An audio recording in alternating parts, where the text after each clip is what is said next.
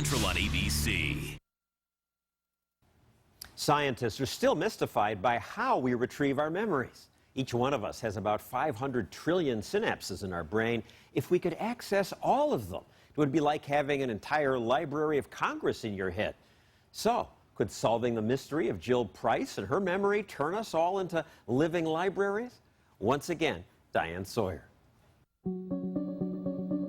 As we now know, Jill Price has a unique brain that can, in effect, relive her life day by day, including watching the TV shows she loved. I tested her memory with random clips. This is All in the Family.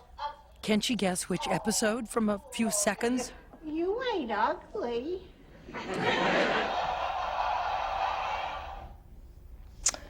1975.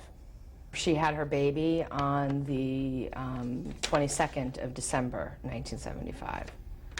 And this was right before. She's right.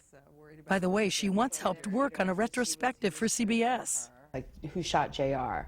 And I would, explain what was going on and what, when it happened, and so it is useful in that respect. What was the date of that episode?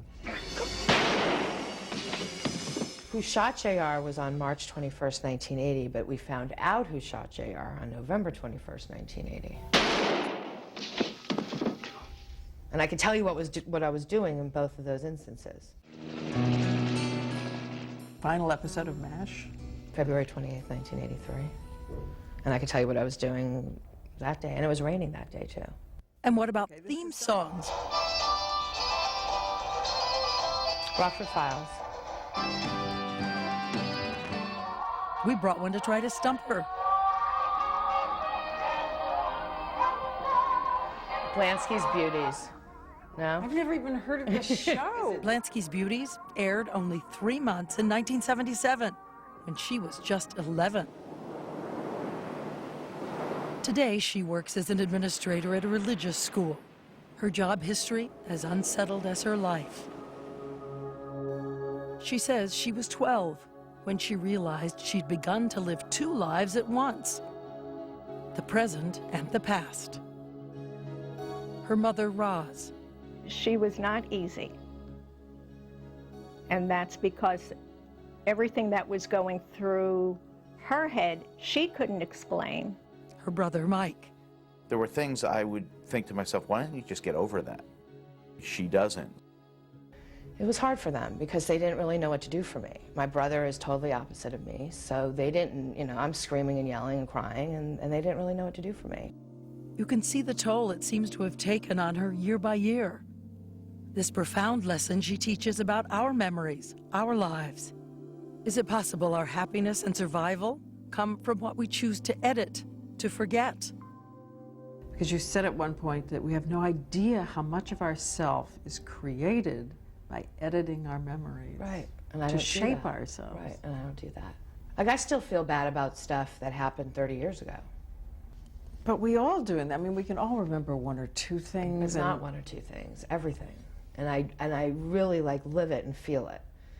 And I think, God, if I had just done this, then I wouldn't have done this, and I wouldn't be here, and I'm always constantly doing that. Her father, Len, a Hollywood agent, looks back. Most of us are like that oyster that has that little piece of grain of sand. It builds a pearl around it to smooth out the sand. And that's what our memories are, really. We forget all the bad things, or a lot of them, or they're dulled. The dulled emotions are dulled. But with Jill, she's right there. For instance, her mother, a dancer, remembers saying the usual 1 or 2 things about her daughter's weight gain. Jill has the days and dates. She'll not realize that she said it 500 times. She'll think she said it 1 time. And it has caused a weight problem for her.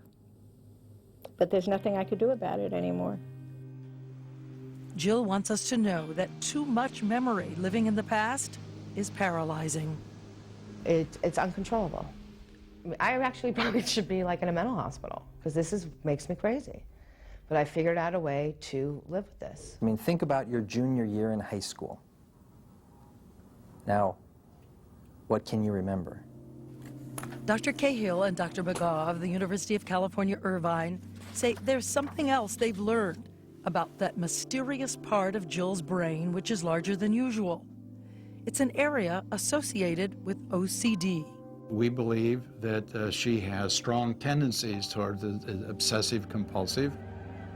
Could her brain be storing an infinity of memories, just as some OCD patients hoard things? We don't think it is an accident that the tendency to collect is both for objects and for memories. We think these are related, and we think that the brain does it, and we want to figure out how. Save things, hoard things? I don't like the word hoard. But yeah, I mean, I have the first doll that was put in my crib. I have the first gift that was given to me when I was born. This is my notebook from senior year in high school. Well, It's like breathing. Have you tried drugs? What kind of drugs? Antidepressants? I That don't doesn't know. work either. There is only one thing that did make a dramatic difference.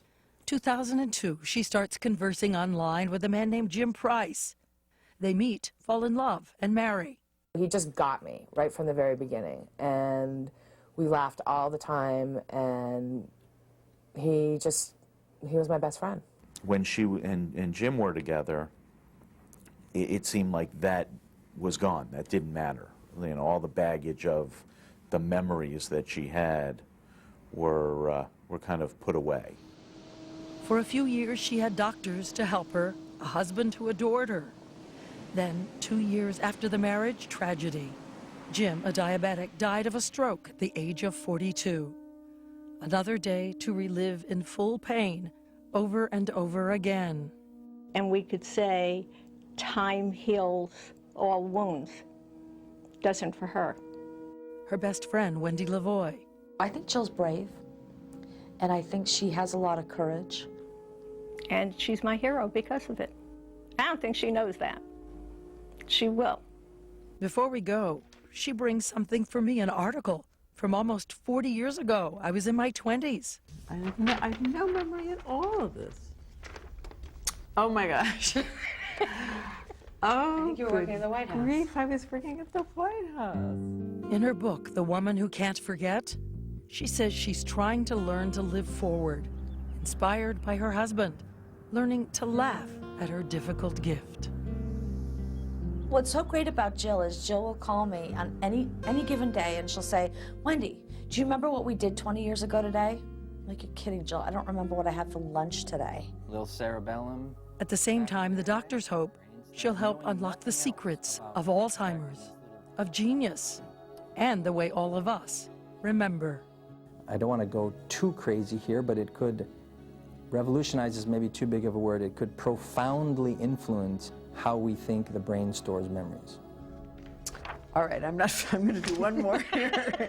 I'm going to do one more. Shakespeare in Love wins 7 Oscars. March 21st, 1999. Well, I give up. I told you, you can't I stop me. surrender. Can't stop I me. surrender.